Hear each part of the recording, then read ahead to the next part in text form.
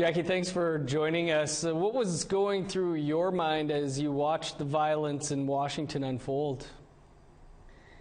Yeah, I was absolutely, I'd like to say I was shocked, but I was expecting this. Having studied the Bundys and the armed militia movement for 4 years now, working on my book Standoff, I was fully expecting an armed response to the election results. You and I both spent a considerable amount of time in Standing Rock, and couldn't help but go through my mind watching this. What did you make of the response by law enforcement as thousands stormed the Capitol building? Yeah, I think that it's pretty evident. People have been sharing photos of what the response was when the National Guard was called in before nonviolent Black Lives Matter protesters came to the Capitol. They were called in before the protesters even arrived, and here there were plenty of chatter on right-wing, far-right places like Telegram and places like that, showing that they were planning this. And so there was really no, and I knew that both the Georgia election runoffs, Senate runoffs, and also the certification of Biden's win would be flashpoints. I'd have to say. I didn't expect it to go this far. I expected this more on Inauguration Day on January 20th.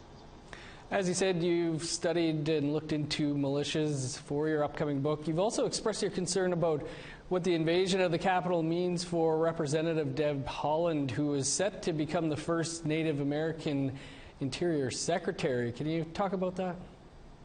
Yeah, I have been very concerned.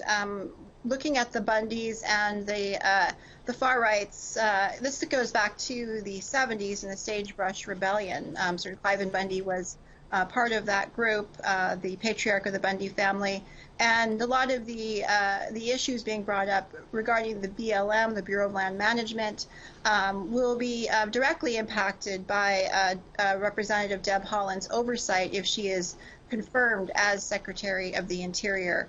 And so she will, I worry about it because they are armed. They have gotten wins or concessions that have been granted to them by the Trump administration.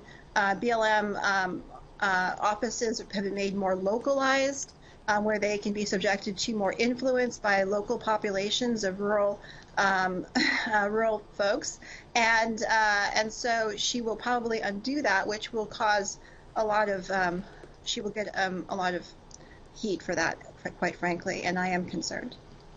Jackie, a little under 2 weeks left of the Trump presidency. Are you anticipating more unrest in the coming days? Oh, yes, I am.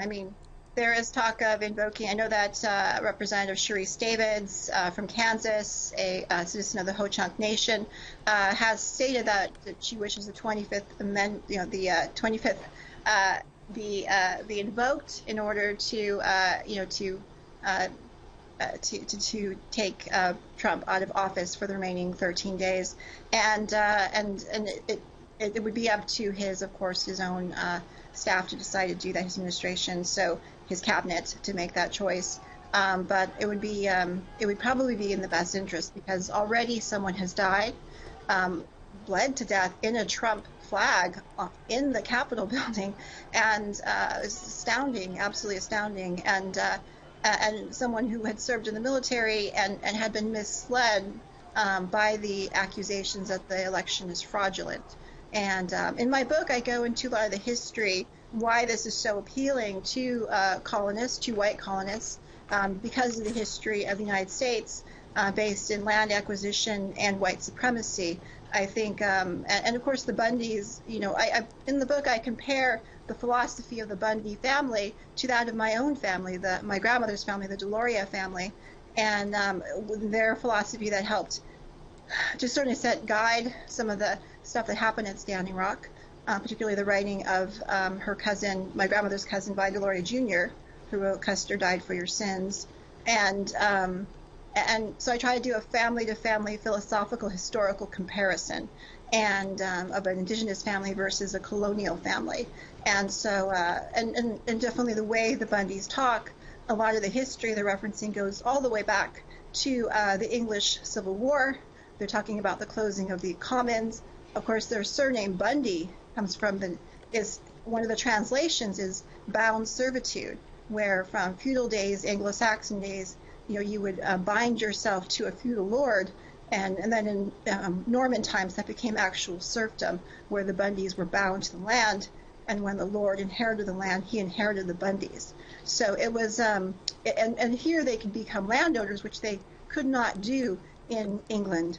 And so, of course, their take on history is very different. They think the sheriff is the most powerful person in the world within the county boundaries, and so hence their appeals to sheriffs. And there are a lot of sheriffs that believe this in the United States, that they have the ultimate power within their county that actually is greater than that of Congress and of the president.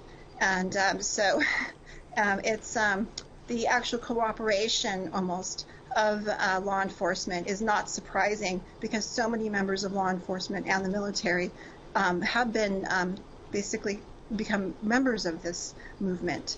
And so it's not, there are photos of them taking selfies and with the armed insurgents.